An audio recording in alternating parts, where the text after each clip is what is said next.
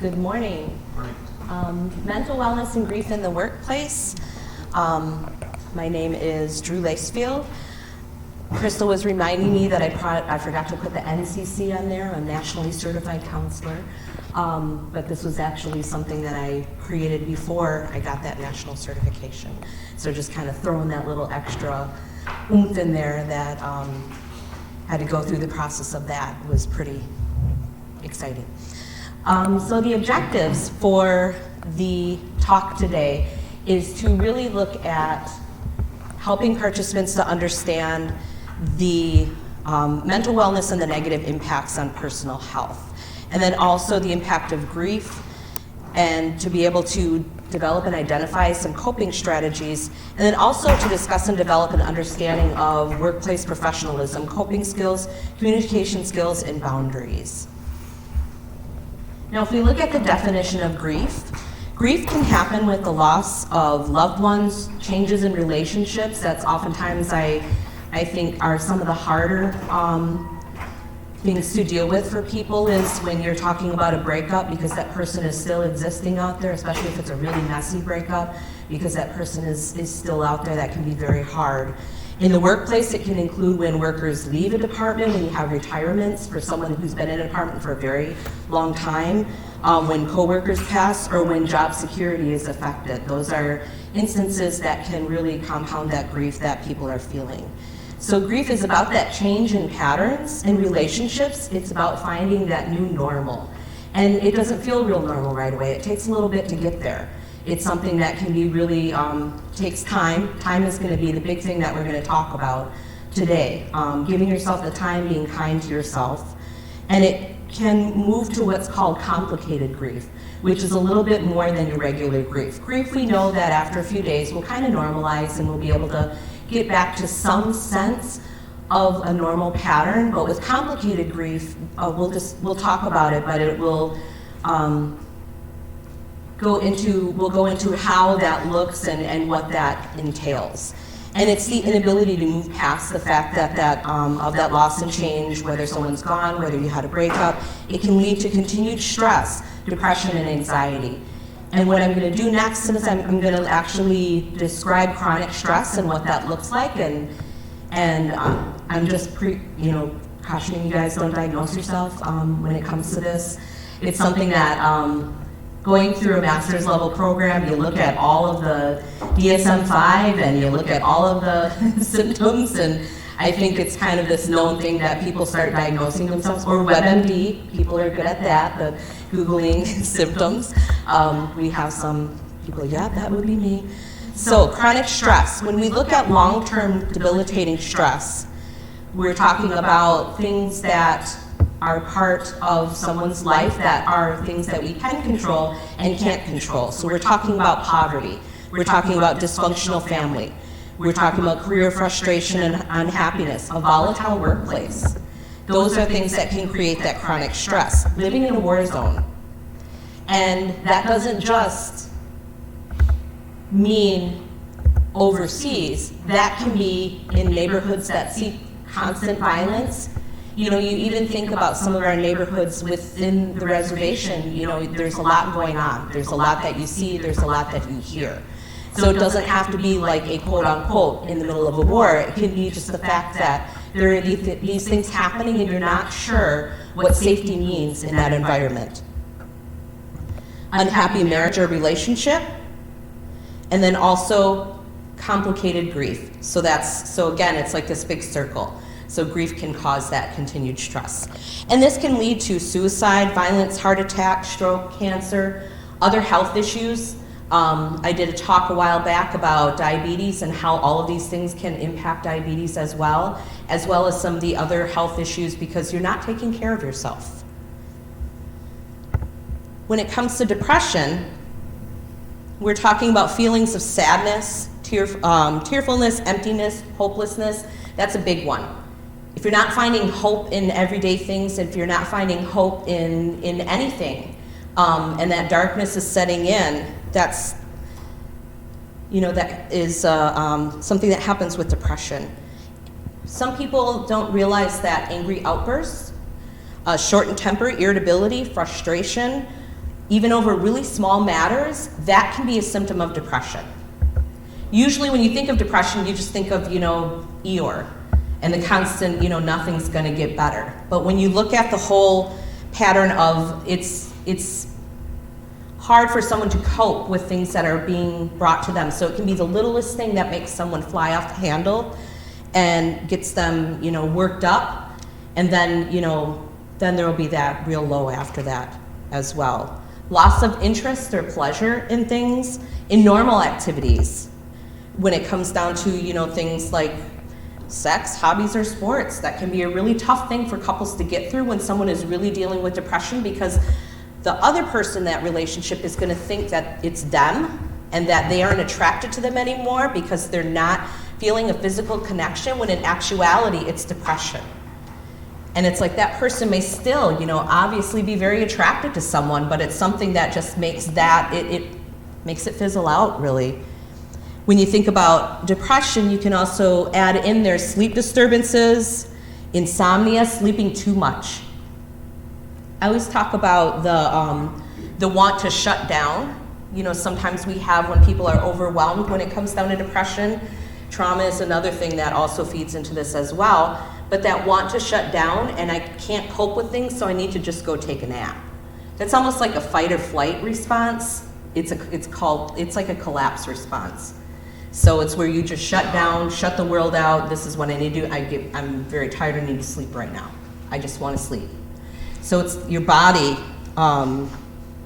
basically showing symptoms of depression. It could be other things as well, but this just gives you kind of all of those symptoms that feed into a depression diagnosis. Also that insomnia, the not being able to sleep. Depression, if you think of anxious distress with depression, then you think of that anxiety and someone laying awake at night and not being able to sleep, or sleeping very lightly and popping back up as well. The tiredness and lack of energy, so even small tasks takes extra effort. Appetite is pretty much reduced. Weight loss or increased cravings for food, and weight gain. So it can be either side. Anxiety, agitation, or restlessness, just like I talked about before. Feeling, overwhelmed, just everything working you up.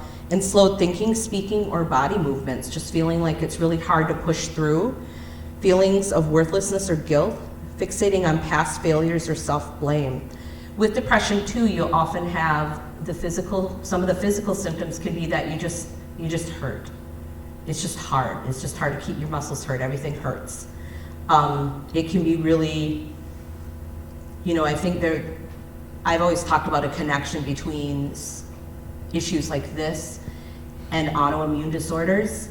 And there's been kind of some things talked about with research, but I don't have all of the research to back me up on that. But I really feel that with the instance of trauma that our population is faced with, the things that we deal with on a daily basis, and then also a lot of you are service providers in our community, so it's that constant exposure, that constant trauma exposure, which can lead to a lot of these symptoms. But then you also think about how you internalize. I'm a great internalizer. I'm really good at internalizing. I find other ways to help me deal with that. We'll talk about coping strategies later, but sometimes I realize that, maybe the stomach ache isn't because I've caught another bug that's going around, that it's me internalizing some of the frustrations that I have. And that's feeds into this as well when it comes down to like the stomach ache, when it comes to just not feeling quite right. So those symptoms often come off and we think they're physical, when in actuality, they're part of our mental wellness. It's all connected. And I think that we've really been at a state where we look at mental wellness and physical wellness, and we already know that those are so connected. But sometimes we don't make those connections and we don't think of it. We still think of it separately. And I think we're getting better at integrating that. Like you think of the clinic and the fact that they've got that integrative care and they've got some counselors and some people that can be that segue into mental health. But I think we don't necessarily always think that way. And the one thing that I do when people come and meet with me is I do ask them, when was the last time you got in for a checkup? When was the last time that you asked the doctor, about these things? How's your blood pressure? How's your blood sugar? Those are things in reality can either be a symptom of a mental wellness issue or the other way around, where it can be causing the physical things because of, because it does. So I think it's really important to really pay attention to what's going on with your body, and we'll talk a little bit about that as well, about how you kind of pull it all together when we go over coping strategies, and how to really pay attention to what is going on with your body. I know it can be really hard when it comes to highly traumatized people, that it can be really hard to just spend time with yourself and what you're noticing, but I think it's really important to hear what your body is saying to you.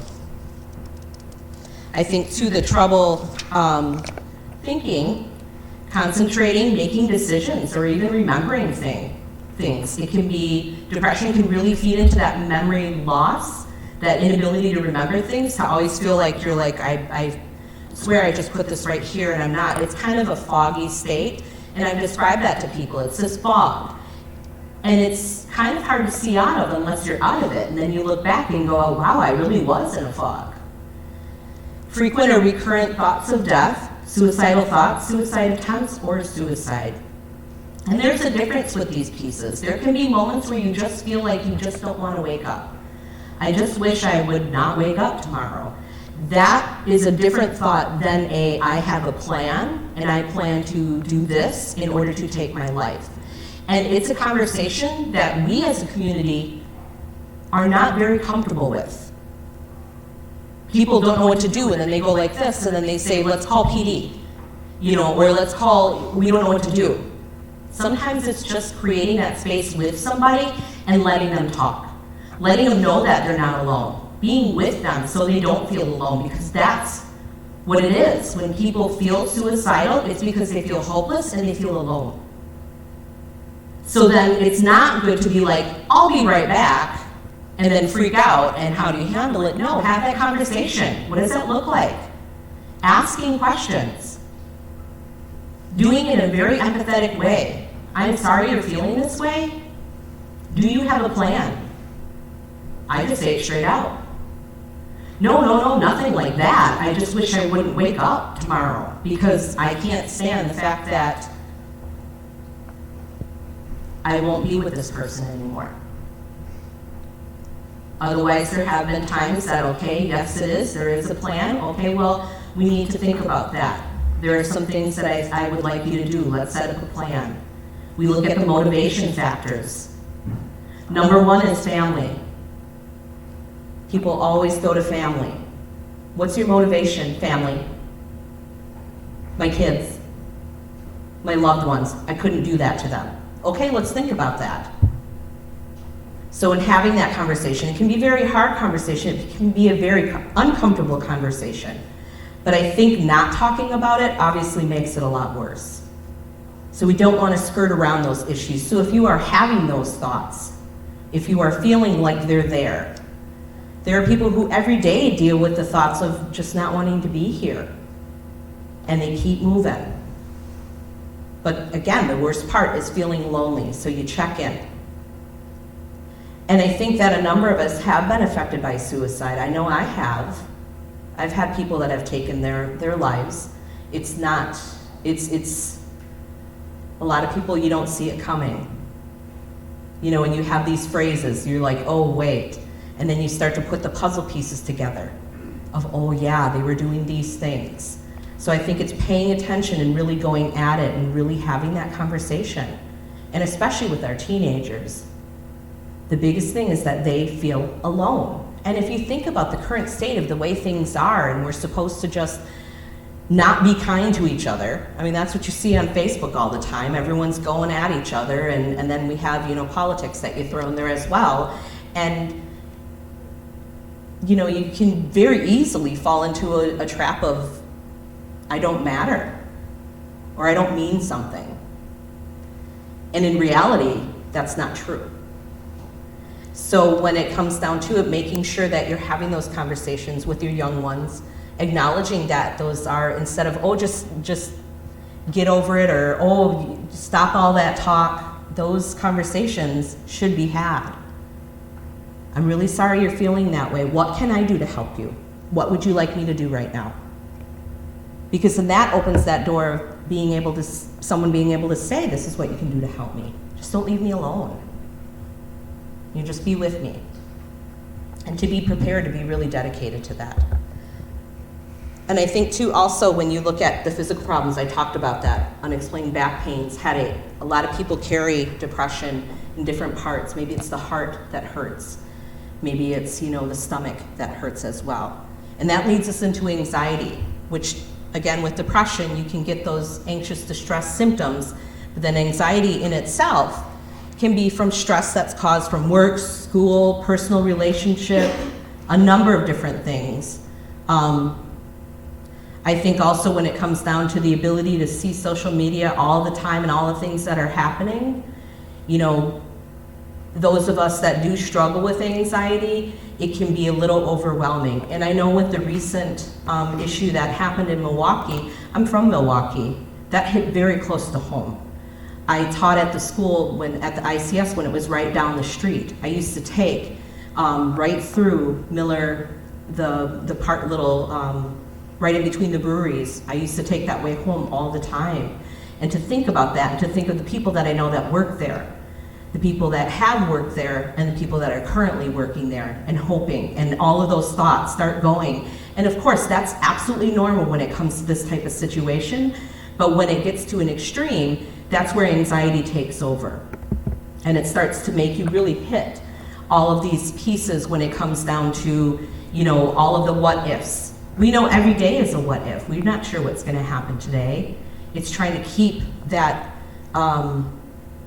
it can be really hard to keep a cap on that. And a person with anxiety, it really is hard to control that. So you're talking about stress that is from other areas, not just areas around you, but in this community, it can be the community itself. Also emotional trauma. When you think about financial concerns, that's a big one. And actually the number one cause of divorces is financial. Stress caused by a chronic or serious medical condition. And I'm gonna say that as a cancer survivor, it's been probably going on 15 years now since I had thyroid cancer, and I had little ones at the time. And I tell you, I do not remember a good chunk of that. I mean, that was my body just trying to cope. And granted, I like to tell people I had an easy kind of cancer because I didn't have to go through chemo and radiation. It was a radioactive iodine pill that I had to take, and then had to stay in my mother's basement for I think over a week. So I was like, yeah, I'm at the point I'm living in my mom's basement because I was radioactive. I was actually radioactive. So I couldn't be near my kids or my husband, and it was just craziness. I didn't know what was going on. They took my thyroid, so I don't have a thyroid, all these things, and having to go through that whole process was quite extensive, and dealt with, and thyroid too. Thyroid is something physically that can lead to depression, because if your thyroid numbers aren't good, that's going to cause those things. So that's something that I have to monitor all the time. But then all of that, I'm just thinking, that chronic illness, that having to deal with that, like I said, total blur, that entire time frame, total blur, no clue. And I've had other things in my life that have happened, some pretty traumatizing things that I'm like, I don't really have a good memory of that. So then I realized that, wow, my brain really was not letting me go there. And I probably was in a depressive state, if anything. But I can tell you that when it comes down to it, wellness is recovery. Focusing on your wellness is recovery. You're trying to recover from the traumas in your life. You're trying to recover from everything that's handed from you, and it takes work. Just like when people talk about sobriety, it's the same thing when it comes to wellness. We have to work at these things. So if you know that you have anxiety, if you know that you have depression, and you aren't doing the things that you need to do, you better get on it. You've got to. Because if you keep faltering, and if you keep tripping up, it's just going to make things worse, and it's going to be harder to get out. Also with anxiety, a major event or performance, like a little bit of performance anxiety, like I kind of had that for a little bit. I always get that before I present, and then I kind of get in the flow, and then I kind of get through it, and then I go, well, I hope what I said was good. Sometimes I don't remember what I say, so disclaimers. But when it comes down to it, it's just, those things, but those are things that also build resilience, challenging yourself. So that little bit of anxiety, you should be able to come back out of and be like, okay, it's good. Because you're almost building stamina. It's almost like those short burst workouts. It's like you talk about the physically, that's supposed to be really good, those, intervals.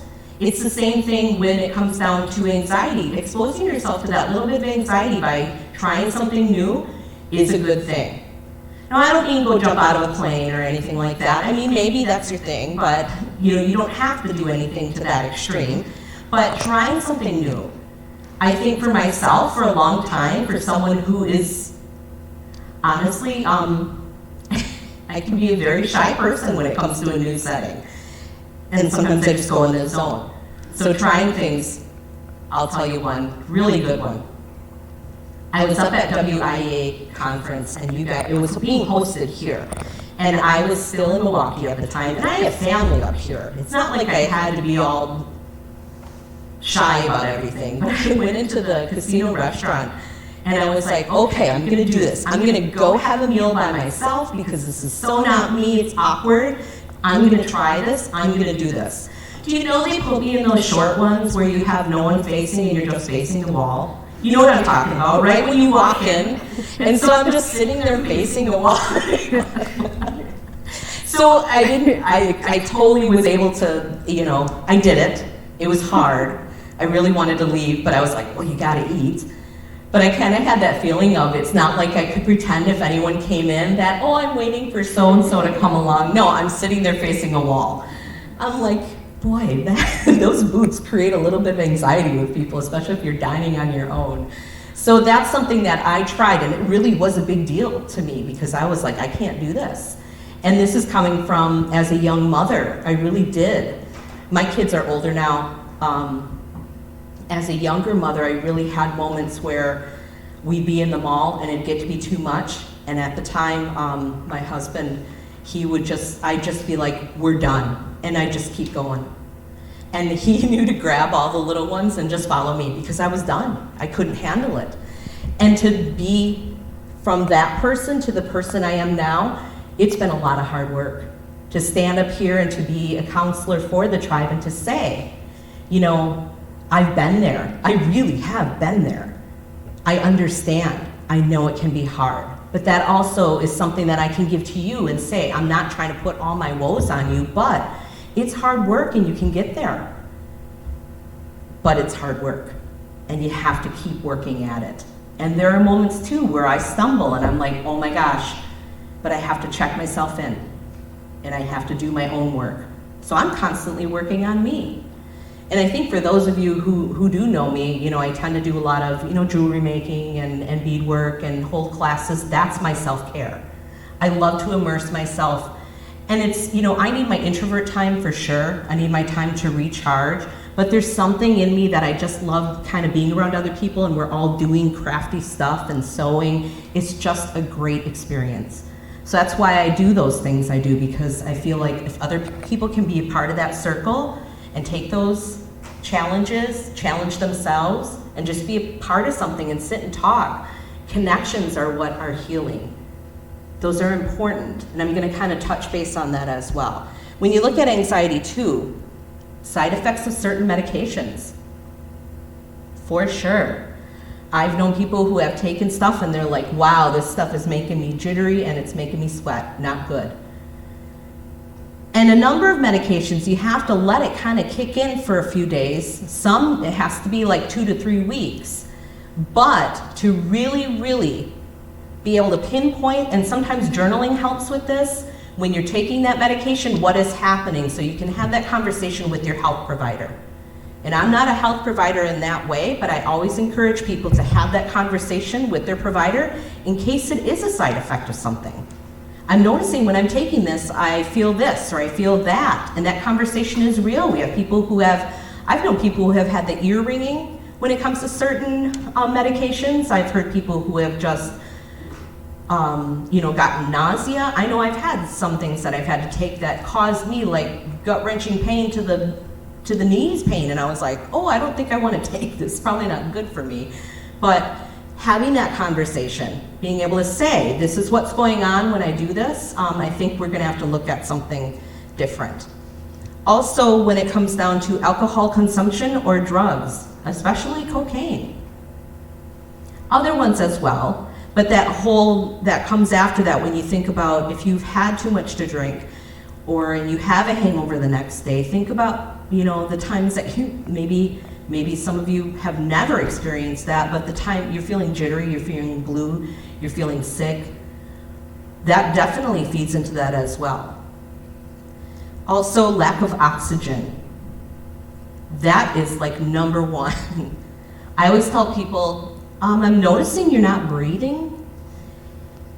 And when you're anxious, you tend to breathe like up here, very shallow. So sometimes we have to come back into our body and really check what is going on. And the fact that it comes down to we're not even breathing, not even taking a deep breath. It's gotta be one of those breaths from like all down here. And you're clenched. Like, especially if you're sitting here now and you're sitting like this, it's like, oh boy. I can oftentimes see that when I'm working with someone like, wow, I'm noticing you're not breathing at all.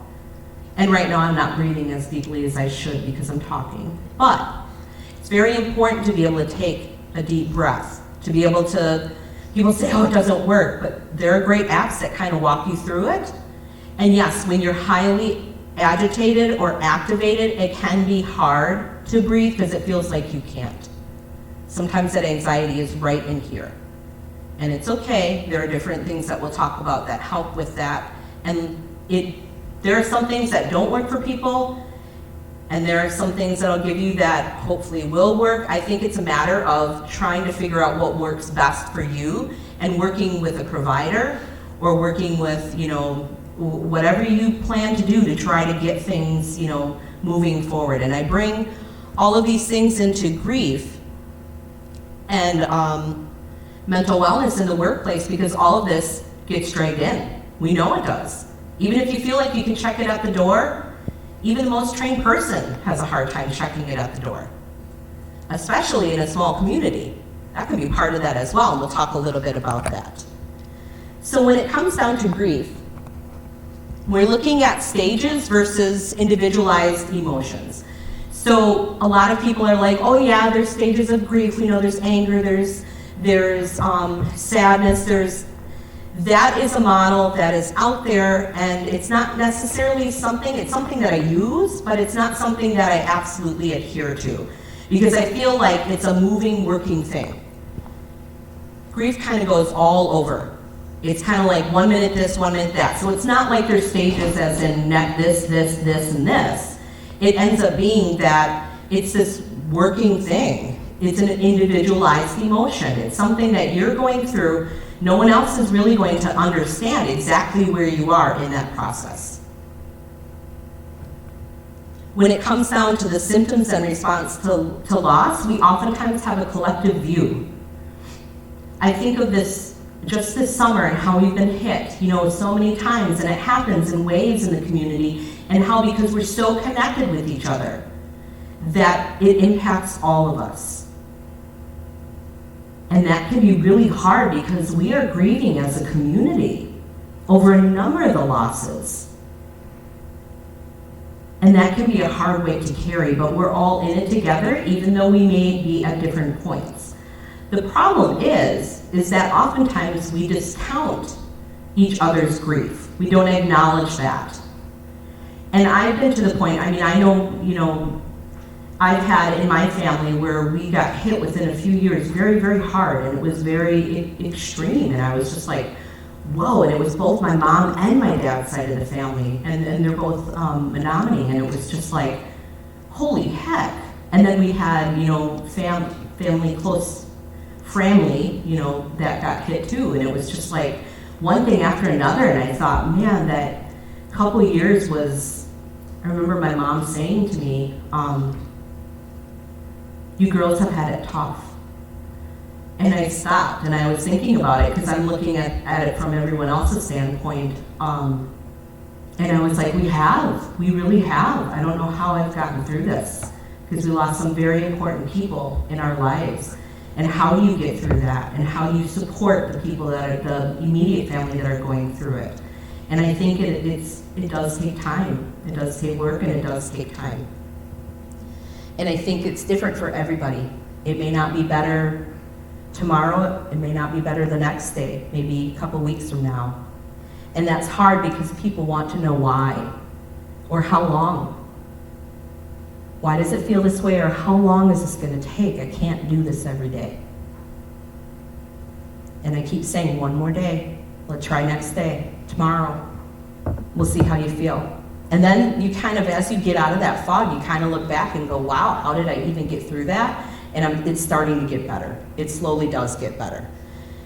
It can be really hard, especially when things are reactivated or triggered, when you think of having a conversation. And the one thing that people always, I hear people say, and I'm not sure how I feel about it, and maybe you guys can kind of put it in your heads for food for thought, is that when it comes to the loss of someone, people say, just keep, you keep talking about that person because you don't want them to just be lost in the memories.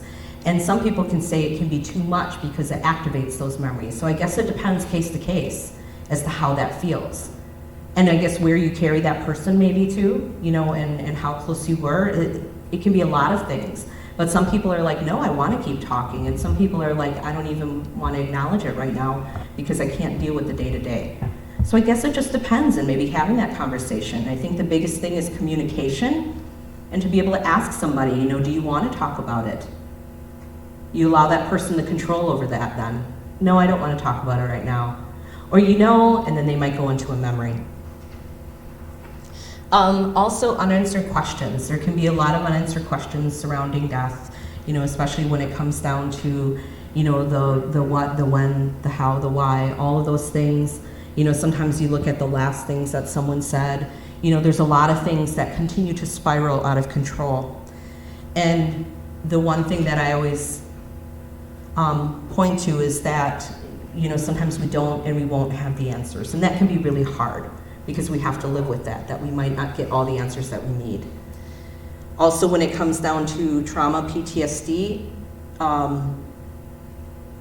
all of this, when it comes down to grief, depending on the type of loss that it was, it can result in that. So if you think about, grief or PTSD, when it comes down to it, it doesn't necessarily just relate to what you've personally experienced. It can be getting news about a loved one. So if you hear about maybe something that happened, an accident or something that happened to someone that's close, you can actually have what's called vicarious trauma, which you're feeling these connections. And that can happen in the social work field, especially. And secondary trauma, that's there's different definitions of those pieces, but it's the fact that it doesn't just have to occur to us, it can be to the people that are close to us as well, or even when it comes down to the experiences that we have within our work setting. That's a reality, and we have a lot of people who are first responders, who are law enforcement, social workers, teachers. There's a lot that you carry, even our counselors, people that are working in our shelters. There is a lot that you're going to hear that you have to be very careful about what you want to and can carry with you. And that can be really hard in a very close community because we know families and we know people. So it's finding, too, where you're able, and I'm not the queen of compartmentalizing, I'm definitely not. But I think figuring out what you have the room for. You can feel really, really bad about situations, and we go through our own little process there, but how can you support? Maybe it helps those of us who are helpers to feel like we can come out of something and feel a little more supportive towards somebody, and maybe that's how we help with that process. But we have to be aware that if we continue to take on other people's grief, that's not going to be good for us. And I think a lot of us are very good at that. We carry a lot of other people's stories. I know I do. And so I have to find a place to put that. And I do actually do it in my work. In the work that I do, not my work as in a counselor, but actually my creative side. A lot of that goes into that. If I don't have that meditative state, and I was really frustrated the past couple weeks because there was so much going on, within some of the roles that I played that I was like, I just want to be, that's all I want to do, I want to make stuff. And I was really frustrated, and then I realized, no, there's strength in this, because you realize that you have to stand up and do these things, but you also know that it helps you to pull back into this. So I look at it as like a really good coping strategy. And there have been times that I just, shut down, and I think people have probably heard me say this before, I usually let Golden Girls play. And Golden Girls will be playing in the background as I'm doing my beadwork, as I'm doing whatever I'm doing. And the reason behind that is because I don't have to think and engage with what's going on with Golden Girls. I know like every episode like the back of my hand. So when it comes down to that, I don't have to think about it, but it brings me comfort because I know when to laugh without even thinking about that I have to laugh. It's like that canned laughter that's in. You just know that part's funny. It does something to the body. It kind of brings down. You don't have to engage mentally, but it's there. It brings comfort. So that one, I'd say Frasier is my other one. So it's just those go-to things, and then I do my thing, and then I can feel like I'm a little centered, a little more grounded, because there's so much that I do carry. And I hear people's stories, so I carry that. I help them carry that burden. I don't want them to have to do it by themselves, so I'm there to help them with that. And also, adaptation to change. So just looking at change, that can cause grief.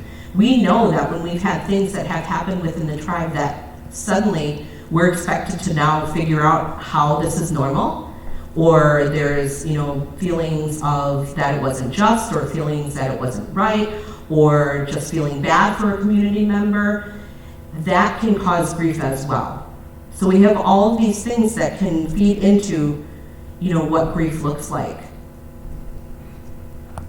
So when we continue looking at grief, there is what's called acute grief, which are the strong feelings that come out, the yearning, the longing, and sorrow. When you think about acute, it's not for a long period of time, but the thoughts and memories that are there and racing through, and the emotions, including the anxiety, anger, the remorse, guilt, the shame that comes with it.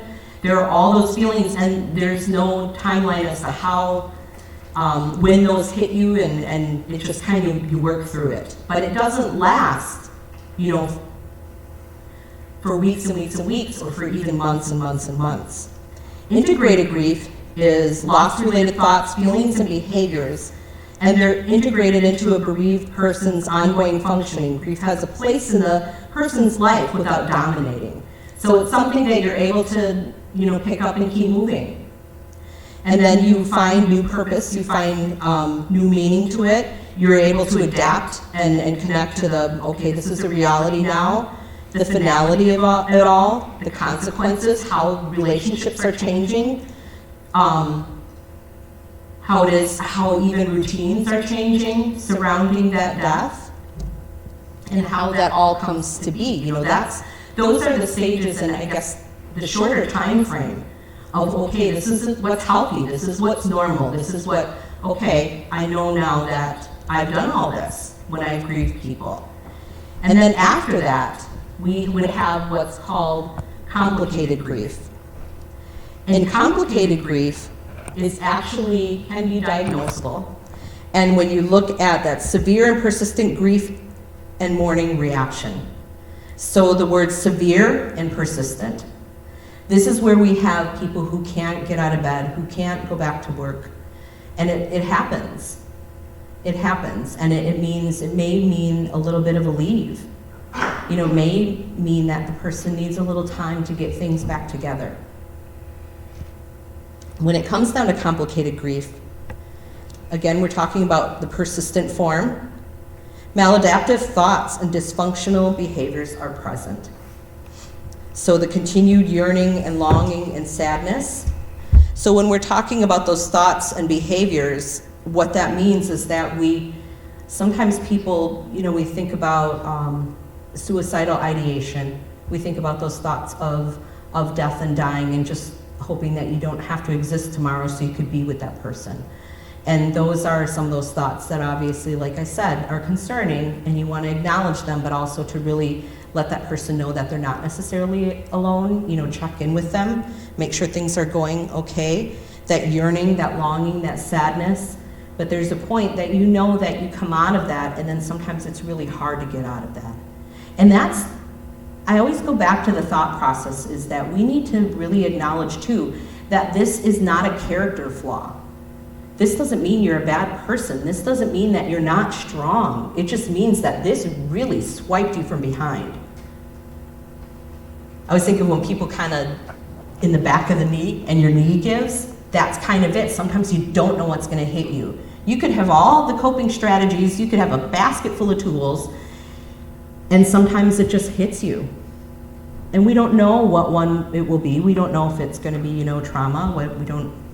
We just don't know which one is gonna hit us in a certain way. And I kind of always connect to that with some of the types of therapies I use, and I use brain spotting. And brain spotting is great at going right in and pulling at those slivers that you feel. And I had to go through that process. And as I went through that process, there was one thing, and it had to do with a surgery that I didn't think was really going to be this thing that caused all of these issues and caused me some grief. And there it was. So much of what I was dealing with, and some of the, I would say, kind of the fears that I had linked right back to a surgery that I had for my shoulder. And it was kind of crazy because I thought, well, I kind of understood coming out of the surgery. I had a really hard time breathing and they had to put a mask on. It was kind of scary because they did a nerve block. And I didn't realize that I had internalized that and made it a part of myself, and probably there was some, I'm sure, grief and other things in that, but it was causing all these other different smaller issues, like being a procrastinator. I'm good at that. And I was like, what is it about, what that's about? We connected here, and I was like, that seems really, it was kind of these internal fears, kind of that fear of. And I didn't realize that had hit me the way it did. Sometimes we just don't know how it's gonna hit us. So that is the same with grief. We don't know whether, okay, I'm able to handle this, I can move on, or to whether or not it will be debilitating. And we can't respond. Yes? Hey, Drew. So in working with children, I've come across the grief and loss they may experience when a parent is incarcerated, or when a parent moves away, or it's not an actual death loss. It's all of a sudden someone is absent in their life. Mm-hmm. Can you speak more to that, and also how the elderly become affected with the changes that they're going through and the loss that they experience and the grief that happens and how they cope? Absolutely. With children, I think we really need to obviously do some things as a community when it comes down to mental health for our children and for our little ones, because that is something that they experience, and that can also tie into what's called complex developmental trauma, because those are important stages of life that these traumas are happening during, and that is a trauma. So even if people are removed or adopted out into other families as well, there is that as well. And that's something that can really develop into attachment issues. And then that's where you see those behavior issues that come out, is because it's related to those attachment issues. So I guess when it comes down to the coping and trying to work with children with that, the biggest thing is attachment. The biggest thing is making sure that they feel safe in their space, and really reassuring them that they are safe. If not just for right now, because sometimes you can't promise forever, but you can promise right now you are safe here with me. I am here with you. So just being able to reassure students, because that's what you see them acting out in their behaviors and their frustrations, is that they're really having issues with developing attachments as well, and that's all part of that. That's when it's that complex grief, when it comes down to trauma, childhood trauma. That's really something I think that as providers, we can be in the trenches working with children every day, and we know that with theory in child development that they need to know that they're secure, that they're safe. And that can be really hard, but as long as you're providing that space, that they have that, if you might be that only person at this point that can provide them feeling safe or secure. or that they're not just going to go. I was just reading an article today that talked about even just the foster experience, and when kids are fostered out, how that can create those same types of issues, and it can feel almost like a kidnapping, which obviously leads to trauma. And we just have to be aware of how we're going about things, how we're doing things, the wording that we're using with kids. We know that they're resilient, but I think to really talk about it is big. You know, where are you feeling these things? I know you're feeling these things, but where are you feeling these things in your body? And kids can often identify where they're feeling it. And sometimes when you're allowing them to sit with that feeling, it's in my stomach. Okay, I want you to notice that. What are you feeling with that? I'm angry. Well, let's focus on that anger. It's okay to be angry. What is that anger about? Angry because mom never came home. You know, so having those conversations where that leads, so they can just put some words to it. And I think that's a good way to kind of go about that, is having those conversations. And then, you know, the expressive side, you know, maybe they can't express it, maybe they can draw a picture of it, maybe they can go into, you know, what that is, what is this about? So being able to have that, I really think that that's where a lot of our healing for our community needs to begin. We need to be in, you know, everyone in sleeves rolled up and really working with our kids to try to unpack some of this, because we know with complex developmental trauma, we carry that all our lives, and we probably, you know, everyone in this room could probably be like, yeah, but that's probably me. But we spend that time then trying to unpack and figure it out. But if we can start unpacking it earlier, you know, there is hope. And there's hope for us too. I'm not saying we're all hopeless in the room by any means, but and you know, really, it is a testament to it that we have this many people here, you know, wanting to listen and wanting to get some sort of answers. Because I think we've been really good at identifying what it is, but now we need answers on how to do it. And I'm all about a let's do it person. I'm like, you know what? Let's not sit around anymore. We all know what trauma is. We all know that we've probably all experienced it. But now we need to start doing things about it. And even if it is the day-to-day interactions, even if it is how we answer the phone at our agencies, even if it is how we greet people, you know, those simple things can mean something. So going along with the complicated grief portion, when it comes down to the future seeming bleak and empty, and that kind of ties into our elders as well. You know, the fact that we've got to find some sort of hope by encouraging them, by bringing them into these spaces. I think it's very important to keep them engaged and to keep them a part of things.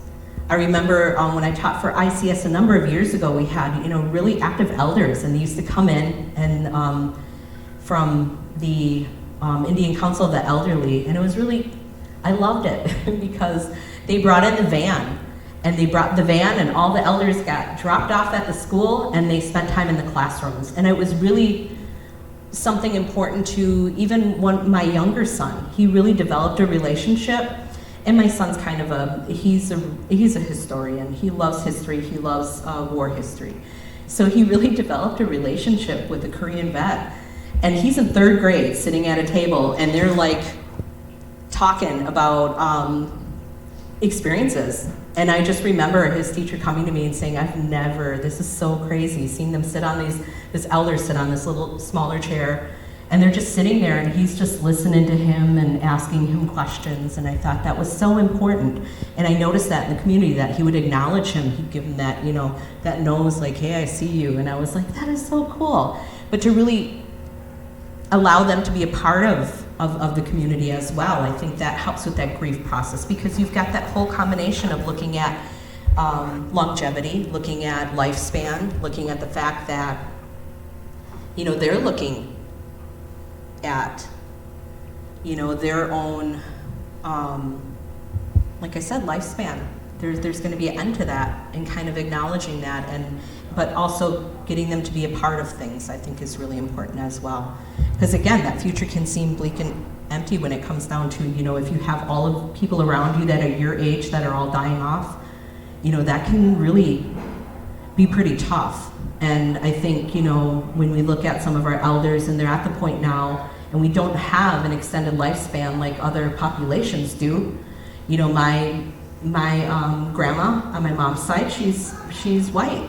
She lived to be like 90, I think she was 94, 95. And so we do have some elders that are living longer, but within the Native population, often not. We're looking at 60s, 70s. We're looking at people that were like, oh my goodness, they were, you know, I'm in my mid-40s, and it's been like, holy cow, what?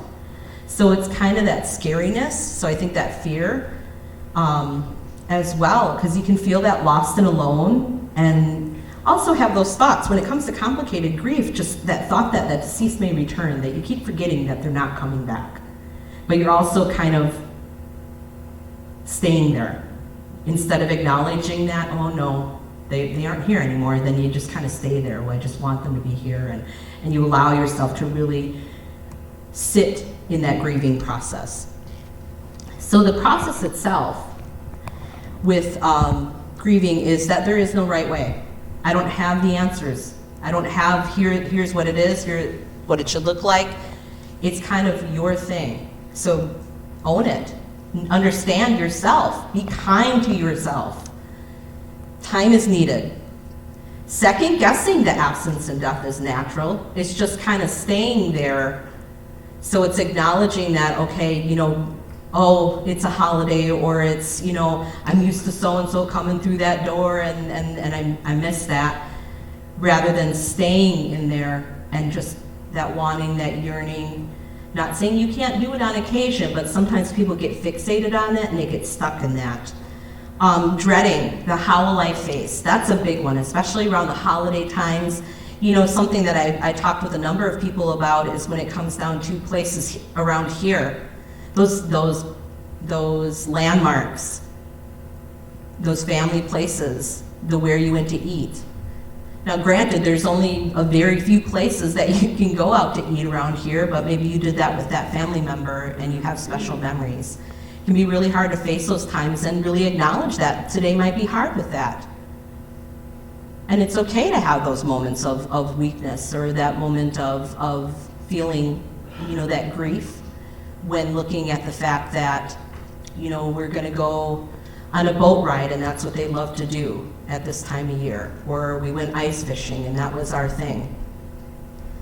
But it's also to, you know, I guess I think of it as sometimes honoring the memory and being able to jump into those things. It is not easy. Not saying that's the only way you should do, but if you're able to, why not? Also, avoidance of reminders. It can be really, that's kind of one of those maladaptive behaviors.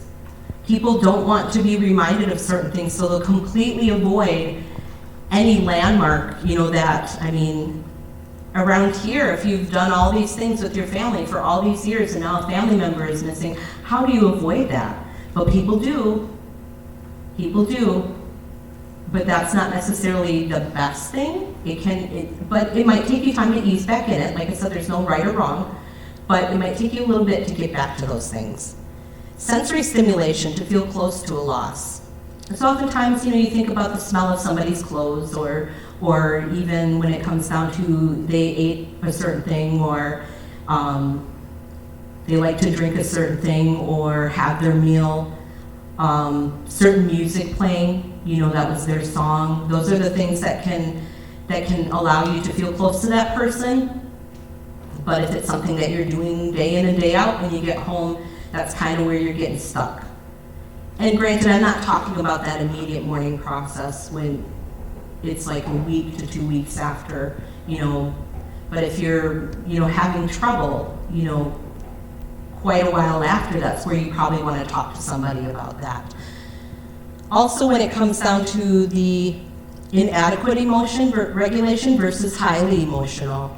So when it comes down to it, maybe people are feeling, you know, like numb, and that's normal. And then maybe they're a little more stimulated when they talk about that person. Not saying that that is a normal state you want to be in all the time, but it can be kind of that feeling that you're in after a recent loss. Also, when it comes to the highly emotional, you know, that piece when it comes down to anxiety and being highly emotional or just feeling like everything is causing a ton of emotions to come out as well. It can be that back and forth. The regular routines, including adequate sleep, nourishing meals, adequate exercise, and social contacts, may be disrupted, making emotions more difficult to manage. If you're isolating and you're normally a social person, that can cause a disruption to your system.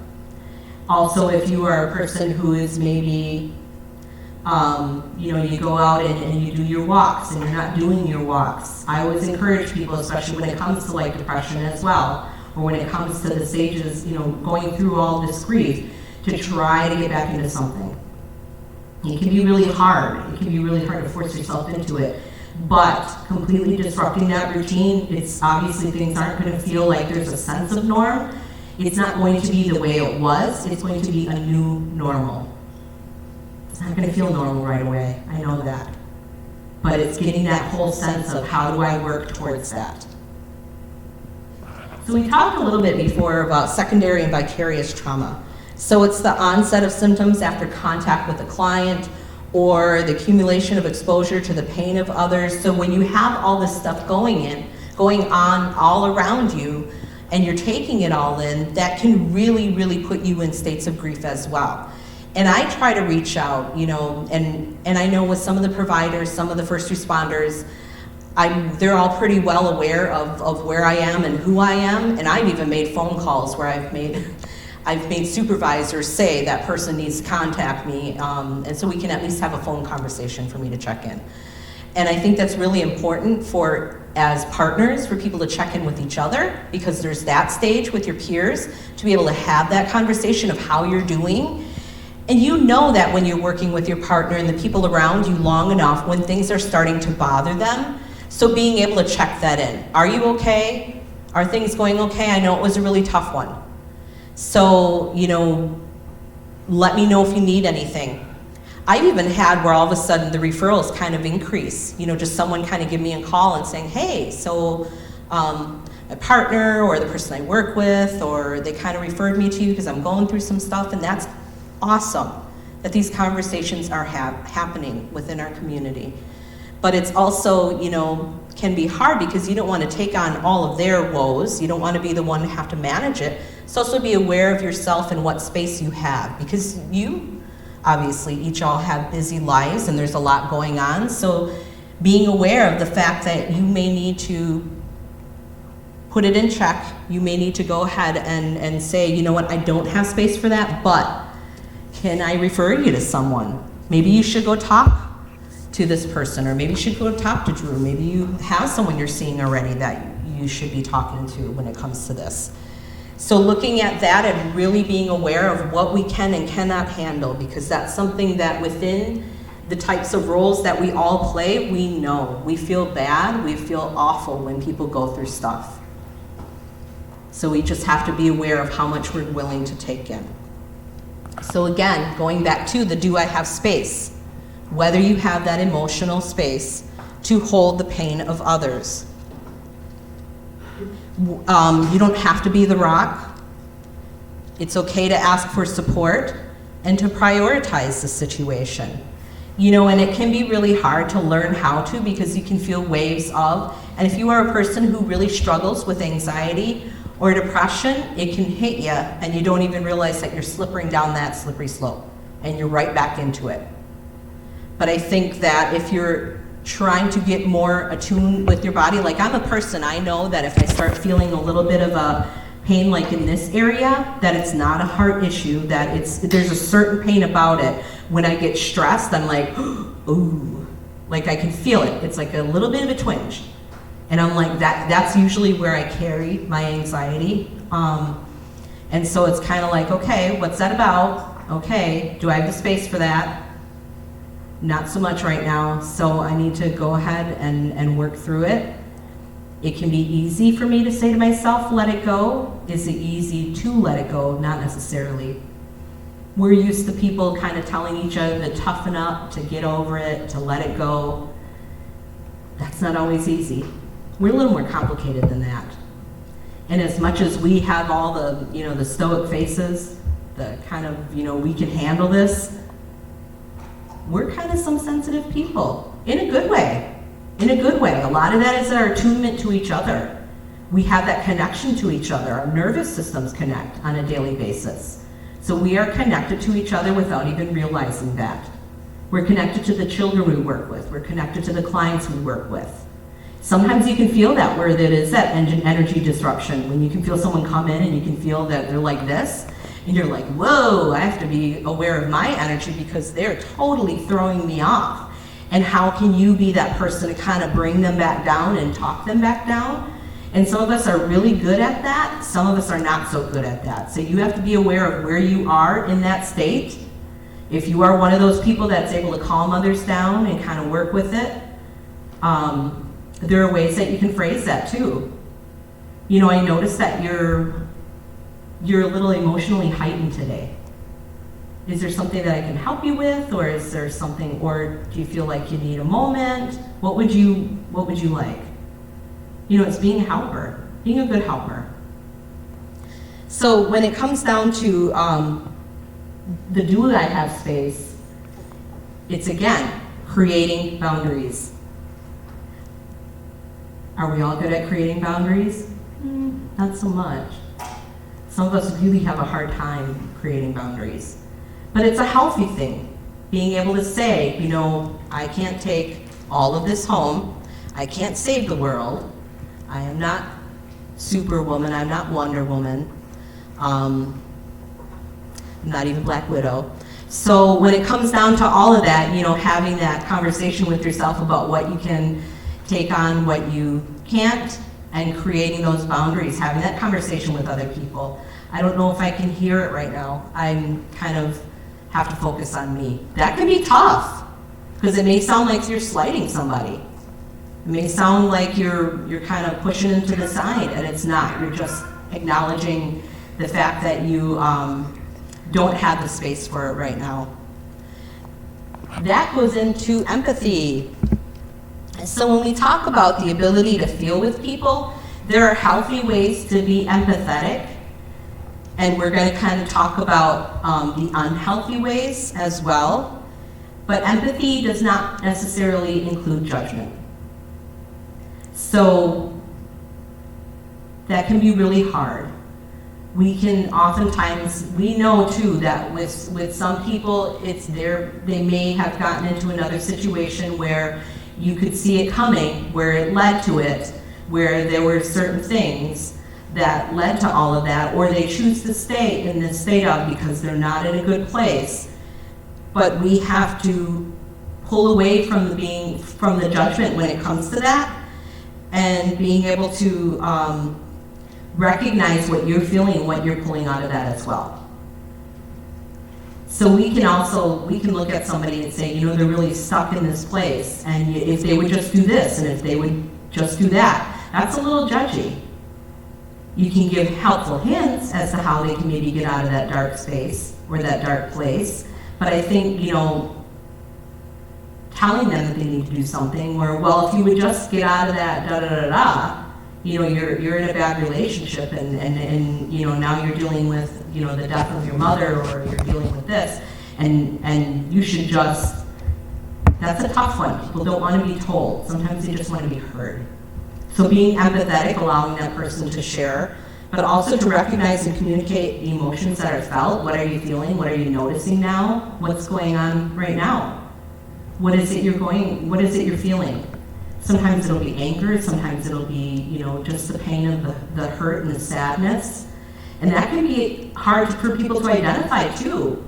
Some of us, we're grown folks, and some of us are not good at identifying, because the number one thing, the primal response that we often do have is anger. You get mad about something. But that's kind of one of these things up here. There's some things behind it that lead to you responding that way. So let's look behind that. What really is it? It's shame, because I wasn't there when I needed to be there. Or it can be, hurt, because I can't believe that, this happened this way, and I'm really hurt. Especially, when it comes down to, the loss of someone who may have taken their life by suicide. It's that hurt is left. Because the thought is that they left me or they did this to me. That can even happen in certain deaths where they left me, I'm hurt by that. So to have that conversation with that. And also empathy is not, at least, I know it's really tough for people to hear. That's the one thing, at least they're not in pain anymore. That doesn't feel good. It still isn't, it doesn't fix anything. I know it's just something we go to because we know that's true. If they were a person who had this long-term illness and we know that they were in a lot of pain, that at least they're not in pain anymore. It kind of makes it like, and it doesn't feel good. So those phrases are not necessarily helpful. Or just let it go. Find a replacement. I've heard that one before where people are like, well, someone told me just to find a replacement for. I say it in a way that maybe you need to find a new purpose to certain things because it's a different purpose. Not saying that person should be just pushed to the side, but what purpose are you serving today? Not saying there's no purpose for you, but what is your goal? Because now it's that forward looking. It's gonna have to be. That's not easy because you don't want to leave this person back here. I'm not saying you have to forget that person. I'm not saying you even have to let them go right now. I'm just stating, what does today bring? What are you gonna try to work through today? What are you gonna try to work through tomorrow? If you were the sole caregiver of someone, that can happen quite a bit where you have no sense of purpose now. Where it's like you did everything for that person, and what now? So it's being able to say, okay, what do I need to do? What do I need to figure it out? It is figuring that out. And you don't have to let that person go right now. And traditionally there are some things that go in there too. There's different ways that we say we don't want to keep that yearning and that crying and all of that because that prevents, someone from being able to move on. And that's been talked about before. And I think that's honestly one of the true blessings of me being able to be a practitioner within my own community, within my tribe, is that we can have those conversations that aren't necessarily had in a mainstream level, is we can talk about that. Because there traditionally are ways that we mourn, and we don't have all of that anymore to the extent it was. A lot of us do try to go back to certain things, and we acknowledge that we have a fire and we do these certain things, but we had some pretty intense ceremonies.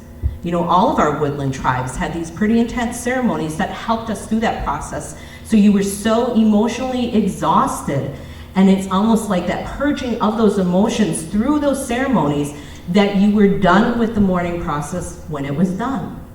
And we have lost some of those ties, and that's not saying everybody has, because some people are really tied to traditional ways, but some of that along the way has caused us issues in how we grieve. So I'm bringing you a little bit of both, of that mainstream side and some of our traditional ways, and how do we work that together?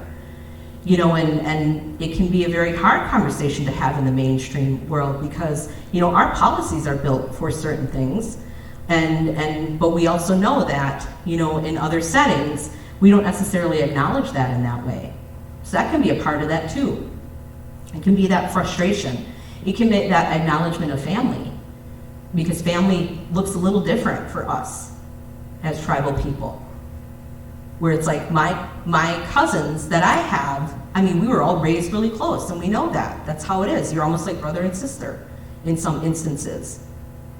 It just depends. So it's like all of those pieces, when it comes down to all of that, actually leads right into that enmeshment piece that I'm going to talk about. So enmeshment is a relationship between two or more people in which personal boundaries are unclear. And we definitely have that in this community.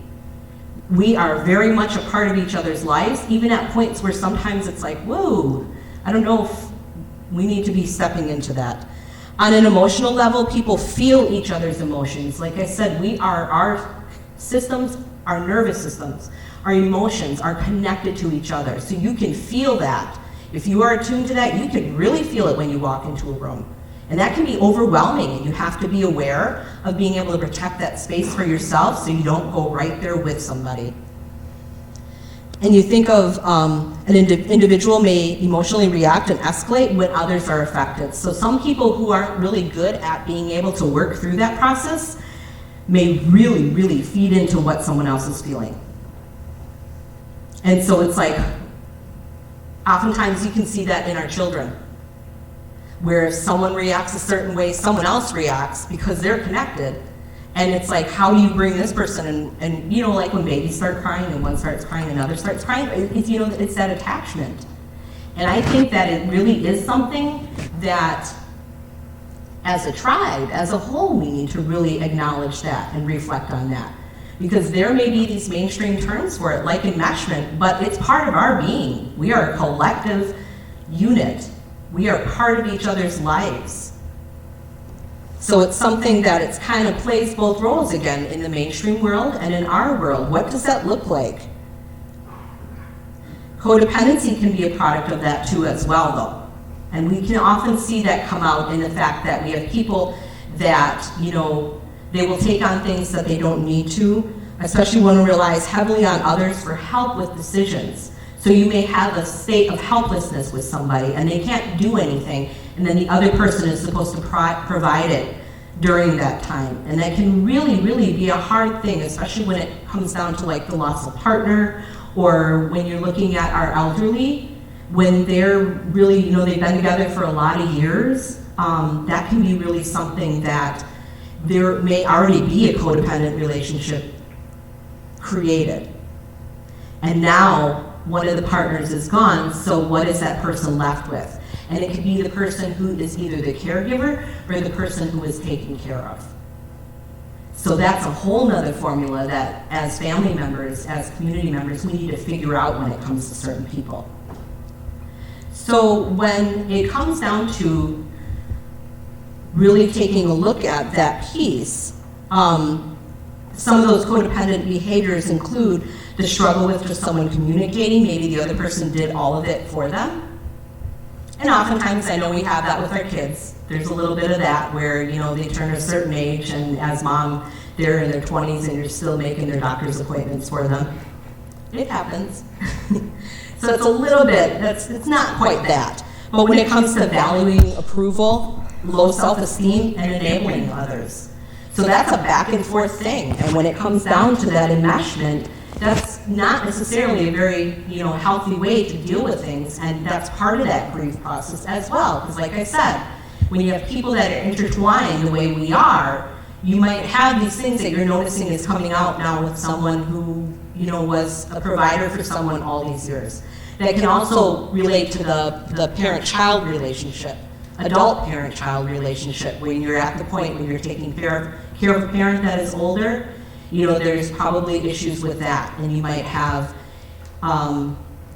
maybe a parent isn't taking care of themselves and kind of chooses or has trouble, or now suddenly they're helpless and you have to kind of step in. And that's part of that, I think, Janice, what you pointed out about elders and kind of looking at the long term and the fact that they're looking at the end of life. And sometimes you have people who are having a hard time with looking at the end of life, so they just stop doing. And a lot of times that is that depression seeping in.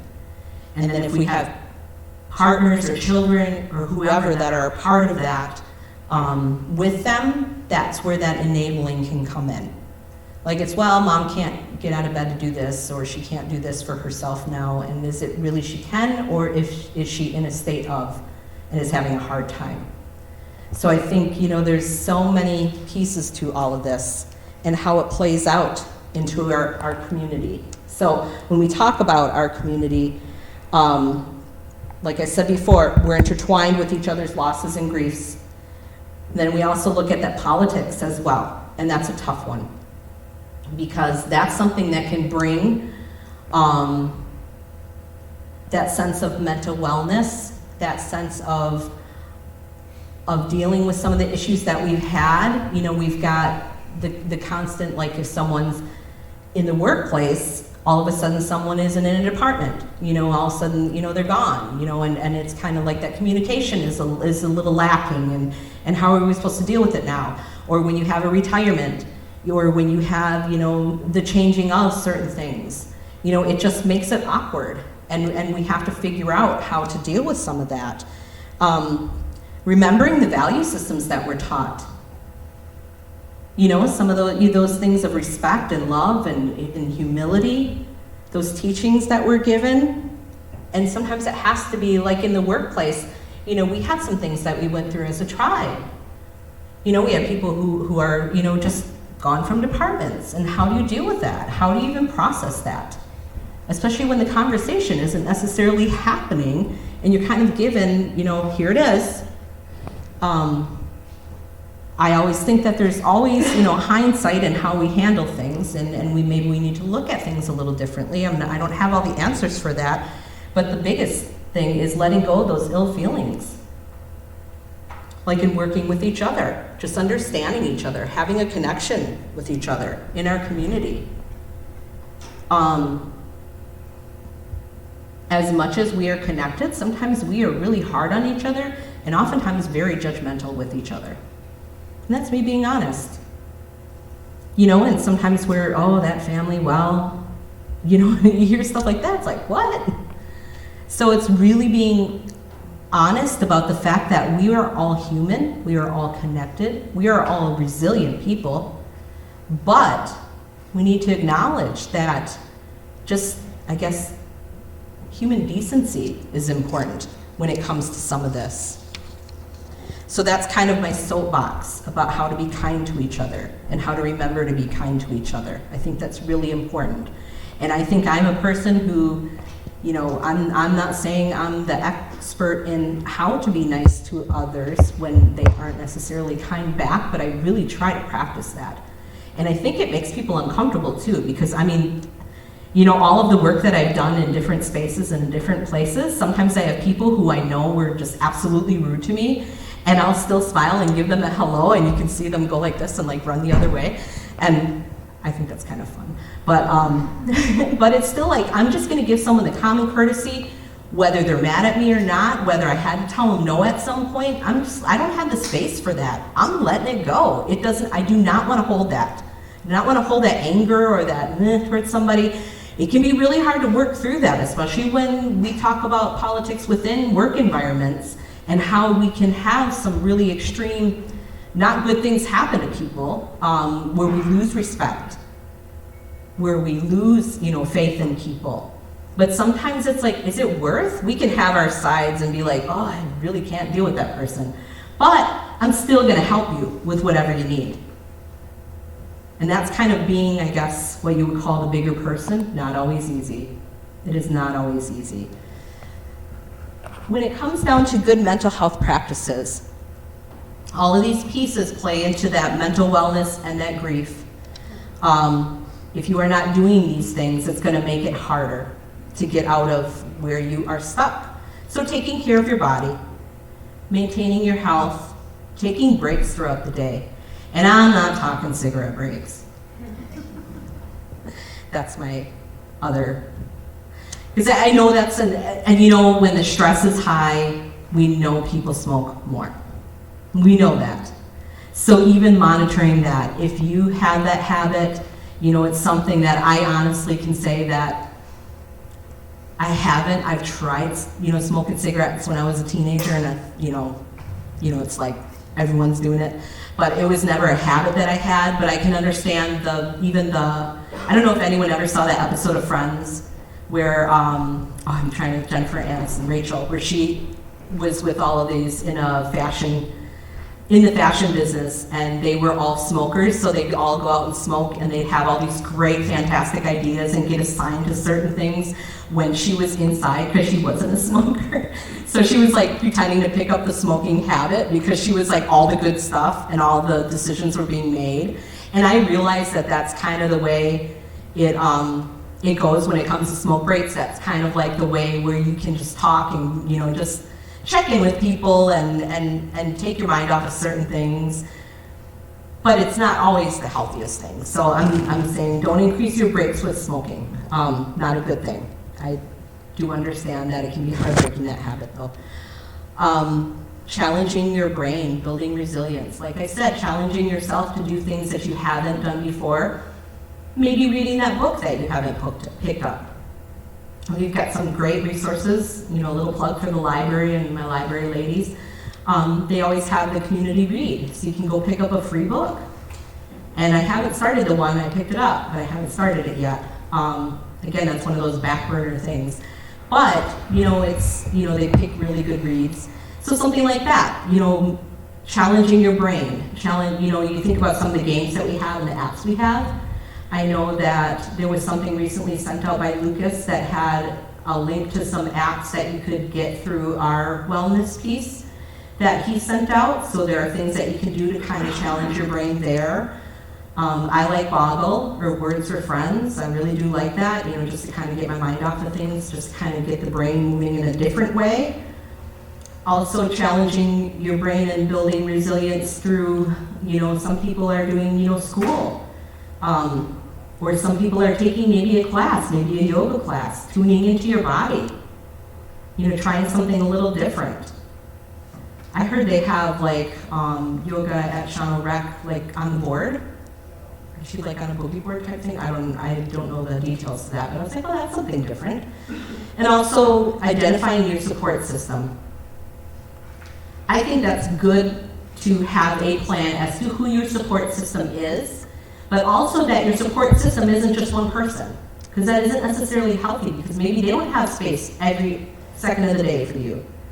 Or maybe they are dealing with their own things. But if you have a support system where it's maybe, you know, 2 or 3 people, and it doesn't have to be, you know, the person that you work with. It can be, you know, it can be some of the resources that I give you after. You know, there are connections to, you know, text lines, there are connections to hotlines that maybe you just need to talk to somebody, and that's okay too.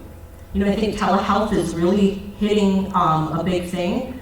It's on an upswing right now. There's a lot being talked about when it comes to like telehealth, or, you know, people being able to have those conversations over the phone or using text for some of those pieces as well. Also practicing sleep hygiene. How many of you go to bed with your phone in your hand? Admit it, just admit it. I'm one, I've been like, drop it right here. Yeah. So yeah, it's hard because you're like, you know, just you think like mindless scrolling, or a game, or you know, having the iPad or whatever. How many go to sleep with their TV on? That, honestly, yeah, that's a hard habit to break. But your mind is still like this. Your mind's still going. It's still racing. It's still tuned in. So that is, again, another sleep hygiene. Also taking out caffeine at a certain point of the day. Usually I think around 2 o'clock is supposed to be the mark that you're taking caffeine out of your system. So even if you're a soda drinker later in the afternoon or a tea drinker, you know, that can be something that is, that might cause some of those sleep hygiene issues. Thinking about the fact that we're in that time of year when it comes down to, I was just thinking about that this morning. I was like, humidifiers. How many of us have humidifiers right now in our homes? I hope people do, because that wood burning, you know, or just even the heat itself, I was like, we need to set this up, because I woke up, it was so dry. Also making sure that you kind of check the things, maybe trying to work on making sure things are comfortable. You may have certain habits, certain routines, shutting it down a little earlier than you're used to, just really kind of looking at that sleep hygiene and what it's like, because that's something that, you know, can be really hard for people, and then we feel tired, then we feel exhausted, and especially when you're struggling with mental wellness and when you're struggling with grief as well, it can be that constant tired. Taking time to practice mental wellness activities, so doing things, you know, that allow you to be in a meditative state, whether it is a game, whether it is reading, whether it is journaling, coloring. I know that's been an up and down trend, and it's pretty cool, I think, when you see a bunch of adults coloring. It's, you know, especially watching them stay in the lines, that's great. It like tunes you really in. And I have coloring books, I think, in my office I have them in some of my buckets, because I've given them to people like, here, just color. When it comes down to like even just thinking of the things that you like to do, to making time for those things that you like to do. Also, consulting with your doctor and a mental health professional as prevention and maintenance. So we don't want it to be the last resort. We don't want to be the ones that are last on your list. I'm having a crisis, I need to see someone now. Using it as a prevention tool is very important. Really paying attention and fine-tuning and saying, well, you know, my stress level is a little up, maybe I need to talk to somebody. So being able to access that as well. And for those of you that are employees with the tribe, I mean, and which I think is most everyone here, I'm a phone call away and I try to get people in pretty quickly. So when it comes down to it, just making that phone call and making that appointment can be really, you know, even if it's just once. Sometimes people come in and they just want to talk about something. They're like, oh, I feel better. And then I'll never hear from them again, and that's fine. But they had some place to leave that, and you can leave it in my office. Granted, I obviously have to clean out that energy afterwards if you're really frustrated, but being able to just dump it is a good thing as well. Also, some other mental wellness activities when it comes down to volunteering, a good way to feel better. Maybe hard, but you feel better. Connecting, socializing, that can be a hard thing as well. But I think that when it comes to healing, the importance should be placed on connections. And I don't think we, maybe some of us aren't aware how important those connections are and how we carry each other's health with us without even intending to. So those connections are very, very important. Spending time outdoors. I think we are so blessed to be surrounded by some of the most beautiful land.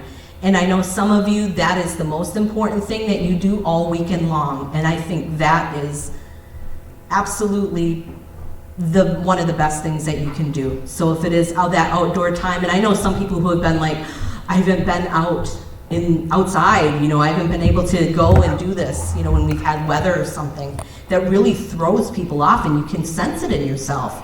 That I just need to go be in the woods, or I just need to go be, you know, somewhere where I can just, you know, some people are that definite connection, and some of us are not so good at the connection. Maybe we need to ramp it up a little bit more.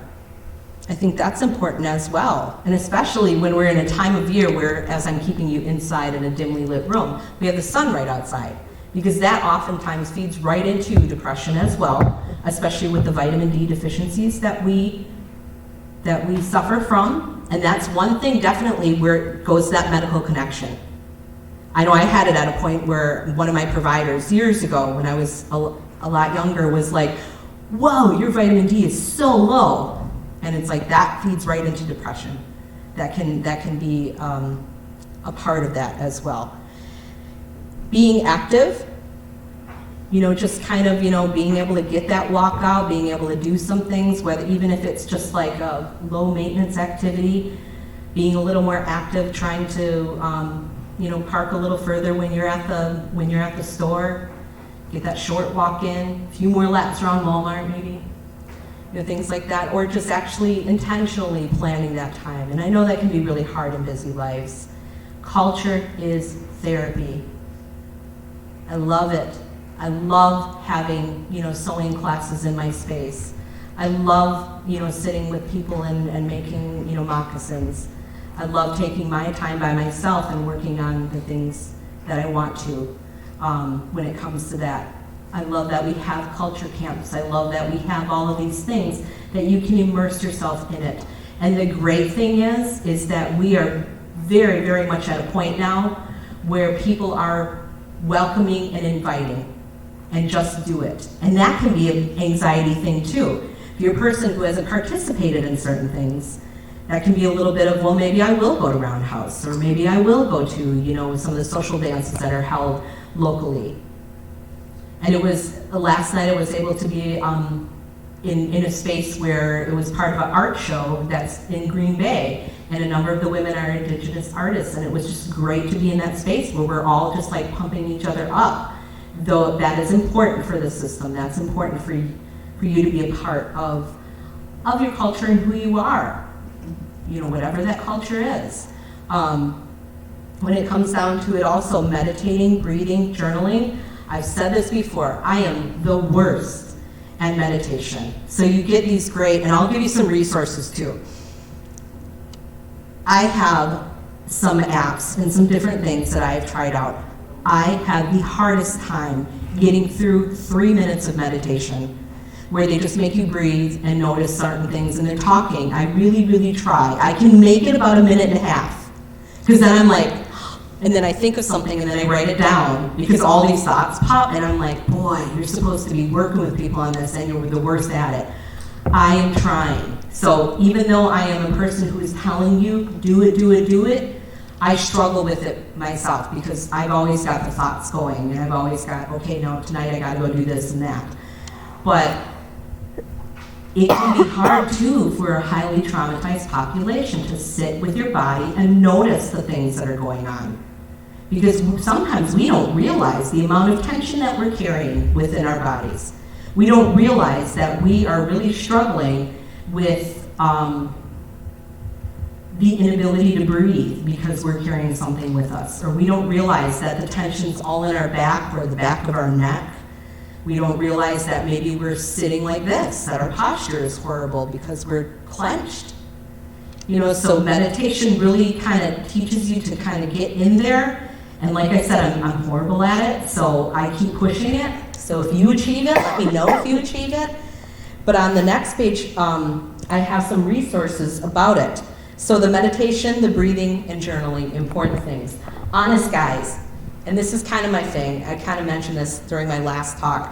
I really, I have a hard time meditating when I'm listening to someone who has an American accent. I like the British accent.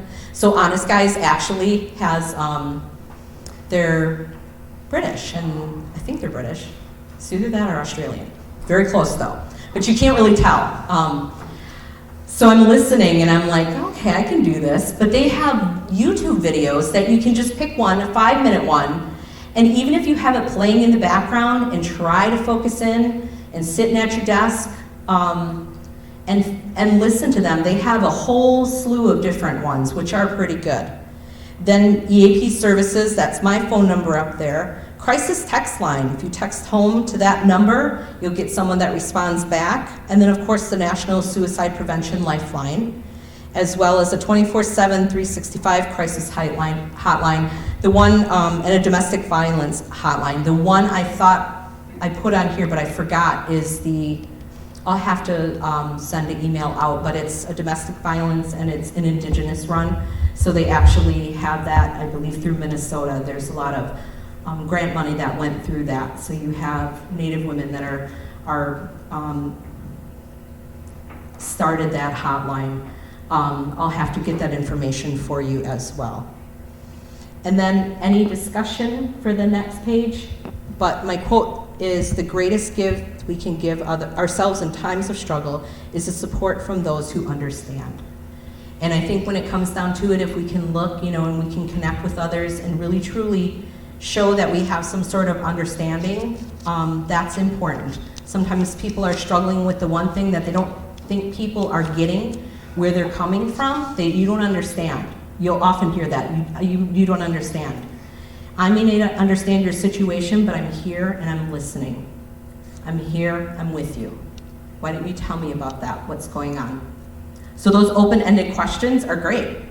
They're great questions, because then you can let someone just talk. Sometimes it's just about talking. And that, I believe, is it. Those are just some of my other resources. Do we have any questions, any discussion? I know it's a lot to take in, a lot to process. Sometimes people are just thinking in their heads. Any feedback?